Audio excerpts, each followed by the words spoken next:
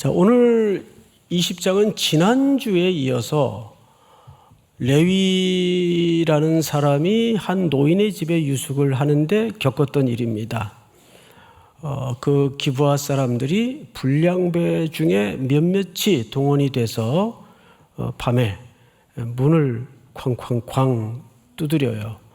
그 안에 사람들을 내놔라. 우리가 관계하리라. 고대 시대부터 이미 이 동성애 문제는 굉장히 흔한 문화였고 만연되어 있는 시대였습니다. 그러니까 사사시대가 제2의 소돔과 고모라를 못지않게 흉내내고 닮아가는 복사판이라고 생각하면 꼭 맞습니다. 결국 우여곡절 끝에 레위에 데리고 있던 첩을 밖에다 내줍니다. 날이 밝아 문을 열고 길을 떠나려는데 내어준 첩이 밤새 밖에서 몹쓸 짓을 당하고 그 여인의 손은 문턱에 걸쳐 있어요. 얼마나 애타게 절규하고 살려달라고 문 좀 열어달라고 애통했던 밤이었겠습니까? 분노한 이 레위 사람은 그 거의 죽게 되었던 여인을 나귀에 싣고 가다가 죽었는지 죽음의 시간은 명확하게 밝히질 않아요. 어쨌든 결과론적으로는 죽었습니다. 집에 도착해서 주검이 되어 있는 자기 첩의 시신을 12조각을 냅니다. 그리고 각 지파에다가 보내요. 이것은 중동시대에, 특별히 고대 시대에 전쟁을 선포하는 아주 잔인한 방식이었습니다. 전쟁이다. 시체 조각을 받아든 형제 지파들은 경악을 금할 수가 없었어요. 아니, 이스라엘 하늘 아래 이런 천인공노할 일들이 어떻게 벌어진단 말인가 해서 분기탱천해서 이제 그들이 모입니다. 연합을 합니다. 합심을 합니다. 그런데 이 연합이 사실은 굉장히 불편한 연합이에요. 그래서 그 연합의 과정부터 우리가 툭툭 건너뛰면서 오늘 어쨌든 20장 전체를 다 보려고 합니다. 1절을 한번 보십시다. 1절 제가 읽겠습니다. 이에 모든 이스라엘 자손이 단에서부터 브엘세바까지와, 여기 단에서부터 브엘세바까지라는 표현은 수식어입니다. 저 끝에서 이 끝까지라는 의미로서 이스라엘 전체를 설명하는 방식이에요. 이스라엘 전체가 그 뜻이에요. 모든 이스라엘 자손이 단에서부터 브엘세바까지와 길르앗 땅에서 나와서 그 회중이 또 일제히, 여기 표현되는 수식어를 유심히 쫓아가 보세요. 모든, 단에서부터 브엘세바까지 또 일제히 미스바에서 여호와 앞에 모였으니. 자, 잠깐 앞을 보십시다. 이스라엘 사사시대의 역사에 언제 이런 연합과 단결의 모습을 보인 적이 없어요. 그러니까 전례가 없는 일심 단결의 모습을 성경 기자는 드러냅니다. 자, 근데 이 일치된 단결, 겉으로 보기에는 일사불란하고 일제히 한 몸처럼 움직이는 그림으로 봐서 얼핏 보기에는 긍정적인 시각으로 볼 수 있는데, 근데 이 모임이 굉장히 불손합니다. 불온합니다. 2절을 한번 볼까요? 온 백성의 어른 곧 이스라엘 모든 지파의 어른들은 하나님 백성의 총회에 섰고 칼을 빼는 보병은 무려 12지파가 모두 베냐민 지파를 제외하고는 몇 명이 소집이 된 겁니까? 40만 명. 이게 어마어마한 규모입니다. 40만 명이 마음을 같이 한 거예요. 이스라엘 역사에 이랬던 적이 없어요. 3절 같이 한번 읽읍시다. 시작. 이스라엘 자손이 미스바에 올라간 것을 베냐민 자손이 들었더라. 이스라엘 자손이 이르되 이 악한 일이 어떻게 일어났는지 우리에게 말하라 하니. 그래, 네가 네 첩의 시체를 12조각 내면서까지 이 복수를 요청했고 이 끔찍한 죄에 대해서 심판을 요청했다면, 자, 우리 마음을 함께 전쟁하자. 그런데 자초지종을 좀 들어보자 해서 4절서부터는 레위 사람의 고소문이에요. 그 고소문을 제가 한번 읽어드리겠습니다. 레위 사람 곧 죽임을 당한 여인의 남편이 대답하여 이르되 내가 내 첩과 더불어 베냐민에 속한 기브아에 유숙하러 갔더니, 여러분 그 고소문의 서론 자체가 말이 안 되죠. 레위 사람은 뭐 하는 사람이에요?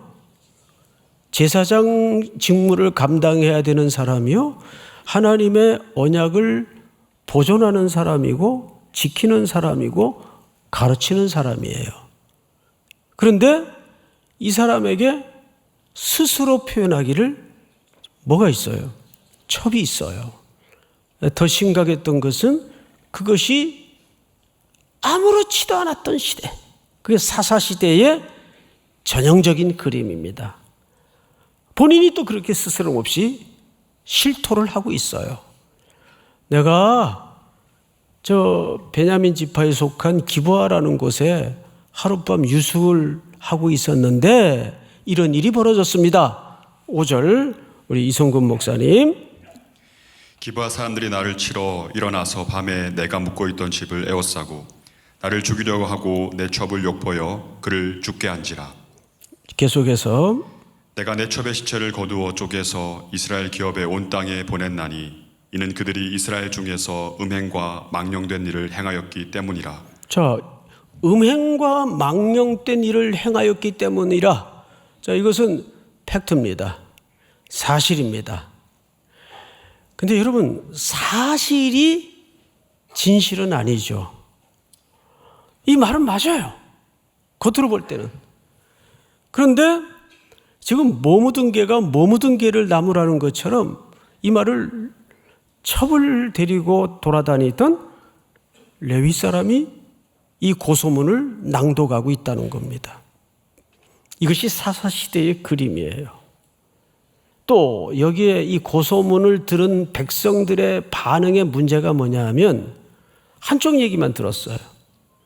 베냐민 쪽의 이야기를 듣지 않았어요. 아니, 그 불량배들의 이야기를 종합적으로 듣질 않고 레위 사람이 이렇게 이야기를 합니다. 7절 우리 한번 전체 같이 읽어볼까요? 7절 시작. 이스라엘 자손들아 너희가 다 여기 있은즉 너희의 의견과 방책을 낼지니라 하니라. 이것이 사실 세상의 전형적인 방식입니다. 우리 회의 많이 하죠. 주일날 회의 많이 해요. 너무 많아요, 회의가. 그래서 온 교회가 회의에 빠지기도 하고 회의에 매몰되기도 하고. 교회 회의는 세상의 회의와 달라서 의견과 방책을 내는 초점이 아닙니다. 교회 모든 회무는 의견과 방책을 내는 것이 아니라 하나님의 뜻을 묻는 시간입니다. 믿습니까? 그래서 항상 교회 회의는 기도로 시작을 하고 기도로 마무리해야 됩니다. 근데 지금 이스라엘 백성들은 온 백성이 모여서 너희들의 의견과 방책을 내라. 어떤 결과를 냈을까요? 11절로 건너뛰어 보십시다. 자, 우리 이 목사님. 이와 같이 이스라엘 모든 사람이 하나같이 합심하여 그 성읍을 치려고 모였더라. 네. 이들이 낸 의견, 이들이 낸 방책은 전쟁이다. 복수하자. 자, 여기서 우리가 또 두 번째로 조심해야 될 지점이 뭐냐 하면 이들의 분노가 결정을 지어버렸어요. 근데 사람의 분노라는 게 어떤 겁니까? 사람의 분노라는 게 지극히 자기 주관적인 것입니다. 사람의 분노가 항상 정의라는 외투를 입고 자기의 의분을 터뜨리는 경우가 많아요. 젊은 날 그런 실수를 많이 하죠. 정의로운 용어를 채택하고 정의로운 관점에서 보고 분노를 가져요. 근데 그 분노가 정의라는 옷을 입고 자기의 분노를 터뜨릴 때가 너무나 많아요. 부끄럽지만 저도 젊은 날 그런 실수를 참 많이 했구나 돌아보게 됐습니다. 지금 생각해 보면 그거 그렇게까지 분낼 일이었는가 굉장히 부끄러울 때가 많아요. 그런데 이스라엘 백성들이 지금 공동체로 감정몰이에 휩싸여서 그만 그런 일이 있을 수가 없지. 음행과 망령된 일이 우리 이스라엘 공동체 속에 벌어지다니. 근데 그 이면에 더 끔찍한 공범자인 레위인의 사정에 대해서는 행동에 대해서는 전혀 귀 기울이지도 않고 이 판단에 참고가 되지 않습니다. 일방적으로 한쪽 얘기만 듣고 분노라는 명분 아래 그들은 일사불란하게 복수의 칼을 뽑아들고 전쟁을 벌이기로 결정을 합니다. 이 결정의 기초와 이 결정의 근거는 이들의 소위 나름의 의분이에요. 우리 이스라엘 공동체에 이런 음행과 망령된 일이 어떻게 있을 수 있겠는가? 자, 조금만 더 들어가 보시면 이제 이들이 이 전쟁을 놓고 기도를 합니다. 3번의 기도를 합니다. 그리고 3일 동안의 전쟁이 치루어집니다. 18절을 보십시다. 18절. 첫 번째 기도예요. 우리 성도님들이 한번 같이 읽어볼까요? 18절 시작. 이스라엘 자손이 일어나 베델에 올라가서 하나님께 여쭈어 이르되 우리 중에 누가 먼저 올라가서 베냐민 자손과 싸우리까 하니 여호와께서 말씀하시되 유다가 먼저 갈지니라 하시니라. 이 기도가 첫 번째 기도입니다. 근데 이 첫 번째 기도를 유심히 들여다보시면 너무 지독하게도 우리의 기도와 닮아 있어요. 이 기도가 목사님 잘못된 거 있어요? 기도했는데 그래도 대단히 잘못됐죠. 어디가 잘못됐을까요? 이렇게 기도해야 맞습니다. 하나님, 이 전쟁을 해야 됩니까? 말아야 됩니까? 근데 이미 답은 정해놨어요. 전쟁을 분노의 기초에서 하기로 결정하고 지금 무엇만 묻고 있죠? 누가 먼저 올라가면 되겠습니까? 이런 거죠. 도둑질을 하기로 작정을 해놓고 하나님 몇 월 달에 사기치면 좋겠습니까? 다를 바가 없어요. 이들은 이미 하나님께 물은 적도 없습니다. 이럴 수가 없다. 전쟁하자. 그런데 또 종교적인 형식은 갖추어요. 하나님 누가 먼저 올라갈까요? 근데 하나님이 대답을 하십니다. 여러분, 하나님의 대답이 하나님의 뜻과 동의어는 아닙니다. 유다가 먼저 올라가라. 근데 이거 어디서 많이 보던 패턴이거든요. 사사기 1장이 시작될 때도 그때는 적이 가나안 사람들이었어요. 그때도 유다가 먼저 올라가라. 근데 지금은 대적이 형제들입니다. 베냐민 지파입니다. 그러면 이 질문은 어떻게 첫 번째 하나님께 기도했어야 옳았을까요? 하나님, 우리가 너무 흥분해서 전쟁을 하기로 결정을 했지만 이 전쟁을 정말 하는 게 맞습니까? 안 하는 게 맞습니까? 이게 바른 기도입니다. 그런데 놀랍게도 결정을 해놓고 순서만 묻고 있어요. 그러니까 자기가 하고 싶은 대로 하겠는데 하나님의 이름으로만 포장하는 우리식의 기도입니다. 유다가 먼저 올라가라. 결과가 22,000명이 엎드러지는 사상자가 발생합니다. 그래서 두 번째 기도를 한번 보십시다. 23절 우리 이 목사님. 이스라엘 자손이 올라가 여호와 앞에서 저물도록 울며 여호와께 여쭈어 이르되 내가 다시 나아가서 내 형제 베냐민 자손과 싸우리이까 하니 여호와께서 말씀하시되 올라가서 치라 하시니라. 예, 이번에도 두 번째 기도를 하는데 올라가서 치라. 어떤 승리의 약속도 첫 번째처럼 주어지지 않습니다. 그래, 너희가 전쟁하겠다니까 그러면 올라가서 쳐라. 사실은 그 얘기입니다. 자, 그런데 두 번째 기도는 종교적인 광기가 더 심화됩니다. 잘 보세요. 이스라엘 자손이 올라가 여호와 앞에서 저물도록 뭐합니까? 울어요. 이게 사사기 1장의 복임의 사건과 똑같습니다. 복임이란 뜻이 뭐예요? 하도 울어서 지명이 바뀐 곳입니다. 우는 장소.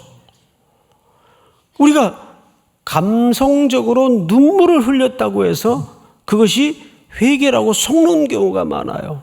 나 그때 얼마나 울었는지 몰라. 그냥 운 거예요, 그냥. 예? 그 이상도 그 이하도 아닙니다. 근데 그걸 자꾸 본인은 시간이 흘러가면 추억에 왜곡이 생겨요. 그때 엄청 울었지. 그때 내가 정말 무지하게 회개했나 보다. 아니거든요. 오늘의 나를 보면 알 수 있어요. 그거 아니에요.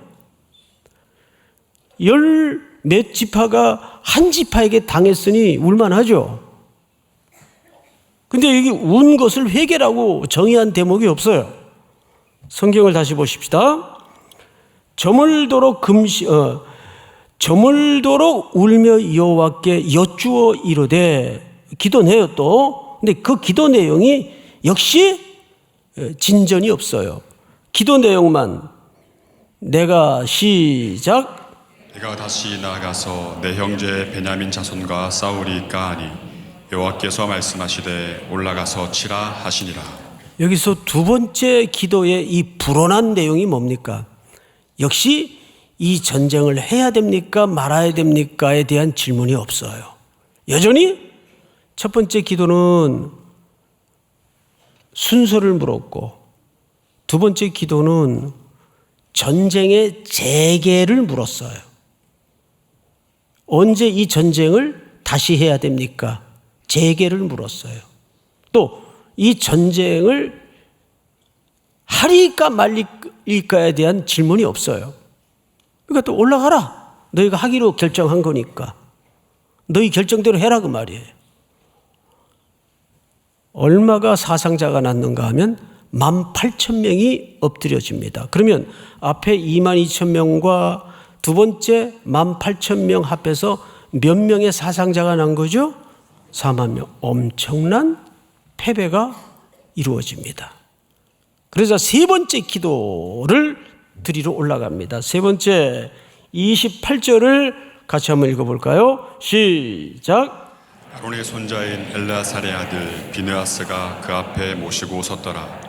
이스라엘 자손들이 여쭈기를 우리가 다시 나아가 내 형제 베냐민 자손과 싸우리이까 말리이까 하니 여호와께서 이르시되 올라가라. 내일은 내가 그를 내 손에 넘겨주리라 하시는지라. 여기에서 이스라엘 백성들의 몇 가지 변화된 모습을 볼 수가 있어요. 정상적인 예배로 바뀝니다. 언약궤가 있고 제사장인 비느하스가 등장을 합니다. 이 비느하스에 대해서는 결론적으로 설명을 드릴 거예요. 근데 또 하나의 큰 변화가 하나님께서 이 세 번째 기도의 승리를 약속하십니다. 승리를 담보하세요. 성경을 볼까요? 28절. 아론의 손자인 엘르아살의 아들 비느하스가 그 앞에 모시고 섰더라. 이스라엘 자손이 여쭈기를 우리가 다시 나아가 내 형제 베냐민 자손과 싸우리까 말리까, 이제 제대로 기도가 나와요. 이 전쟁을 하리까 말리까 라고 물은 것은 말라 그러면 4만 명의 사상자가 났음에도 불구하고 우리 포기하겠습니다. 우리 복수를 내려놓겠습니다. 그 기도거든요. 이 기도가 맞는 거예요. 우리가 레위인의 고소문을 통해서 12지파가 엉켜 분노를 기반으로 복수의 피해 사륙을 벌이는 과정을 건너뛰어가면서 간략하게 살펴봤습니다. 뭘 발견할 수 있어요? 소위 정의라는 이름으로의 복수, 또 분노를 기반으로 한 인간들의 판단, 전부 왜곡되고 제한적이며 유한하고 비틀려진 결과물들이에요. 그 모든 인간의 불온한 인생사의 이야기를 정확하게 멈춘 현장이 십자가의 현장입니다.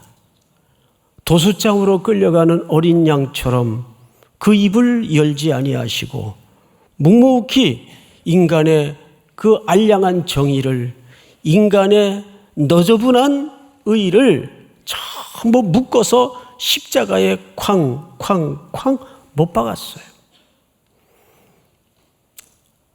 여러분, 우리가 하는 용서마저도 사실은 십자가에 기반한 용서라기보다는 자기 마음 편하자고 용서하는 경우가 많고 자기 체면 세우기 위한 용서가 많습니다. 저도 그런 누더기 같은 용서를 했었습니다. 근데 이게 온전한 용서가 아니더라고요. 결국 이 모든 인간의 왜곡, 비틀림, 너저분함, 유한함, 인생사의 수많은 스토리들을 십자가에서 예수님은 묶어서 못 박으셨어요. 모든 인생의 질문들을, 정의와 판단과 기준들을 침묵히 하셨습니다. 그러니까 인류에게는 예수 그리스도, 요한복음 14장 6절 말씀을 한번 같이 읽어볼까요? 시작. 예수께서 이르시되 내가 곧 길이요 진리요 생명이니 나로 말미암지 않고는 아버지께로 올 자가 없느니라. 아멘. 저는 이제 목회의 여정을 마무리하면서 더 절실히 가슴에 와닿는 것은 뭐냐면, 우리는 평생 끊임없이 하나님을 향하여서마저도 하나님은 옳은 일을 하셔야 된다고 고집을 부립니다. 그런데 제가 욥기서를 묵상하다가 그 큰 언덕을 하나 넘었어요. 하나님은 옳은 일을 하시는 분이 아니고 그분이 하시는 모든 일이 옳은 일이구나. 이 하나님의 절대 주권의 언덕을 넘는데 수십 년 걸리더라고요. 근데 끊임없이 우리는 내가 보는 그 조부러운 시선, 조부러운 판단을 붙들고 절대 가치인 마냥 분노하고 정의를 부르짖고 깃발을 흔들고 광장에서 소리치는 일들을 얼마나 부끄럽게도 많이 해왔습니까? 예수 외에는 답도 없고 정의도 없고 길이 없습니다. 믿습니까?